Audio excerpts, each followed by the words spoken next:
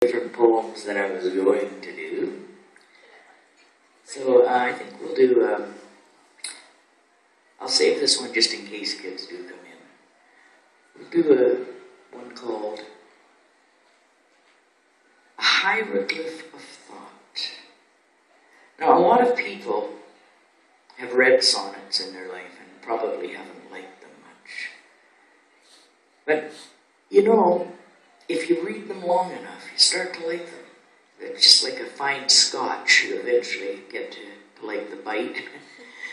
So this, I tried to write a poem about what I think a sonnet is. And I called it A Hieroglyph of Thought. A sonnet is a hieroglyph of thought with meanings buried deep inside the ink. At times it wanes to cool, then waxes hot, to coax a tear, to cause an eye to blink.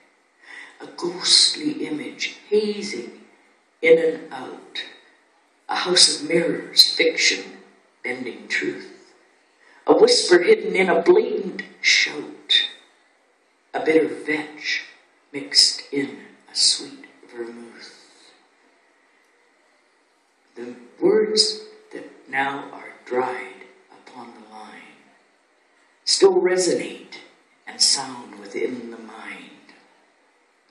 The heartaches, anger, longing, lust, and pride, in language set to form and thus refined. The remnants of a poetic refrain, words echoing in shadows of the rain. So that's what a sonnet means to me. If you haven't read too many, do read them. They're really an exciting form of entertainment. Okay, so we'll do one now called The Ballad of Billy Miner, the outlaw Billy Miner. Billy Miner spent some time in jail here in New Westminster many, many years ago. And he was quite a colorful character. So back in the 1880s, the outlaw Billy Miner spent most of his time either breaking the law or breaking out of jail. Up around these parts of New Westminster, he spent time in the BC pen for robbing CP Rail. Bill spent some time in New York in the social climbing game. Dressed up in a three-piece suit, he used another name. But when his cash supply was gone, back out west he came. An outlaw riding through the land was his claim to fame. He held up stages in the States and trains in Canada, always traveling with a gun and running from the law. 1904 was Canada's first train robbery. It was pulled off by Bill Miner, making history. He robbed CP Rail with outlaw Shorty Dunn. 10,000 worth of golden bonds put them on the run. Again in 1906, he robbed the CPR in May. In June, he was sentenced to a lifetime prison stay. He stood in court and told the judge, "No jail can hold me, sir." In August of the next year, he'd back up his word.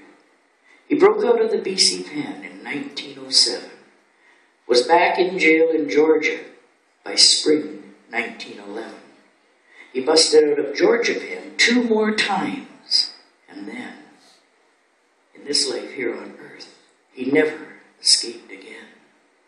On September 2nd, 1913, Billy Miner drew his final breath and made his last escape, arm in arm with the angel of death.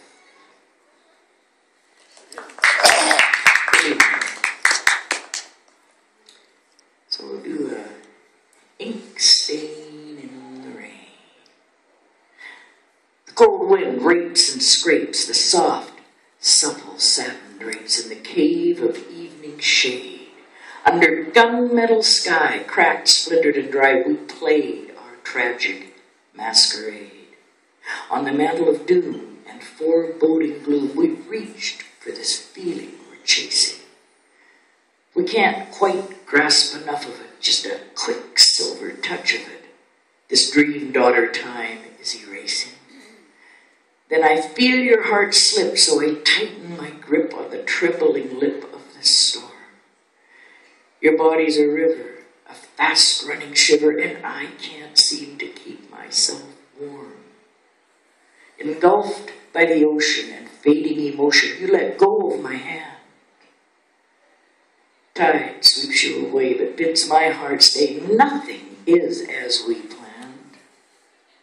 Waves wash me ashore, lips parched evermore, never to taste yours again.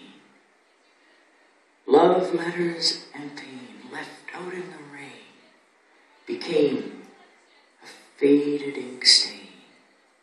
Now, days without sun, the moon's come undone, and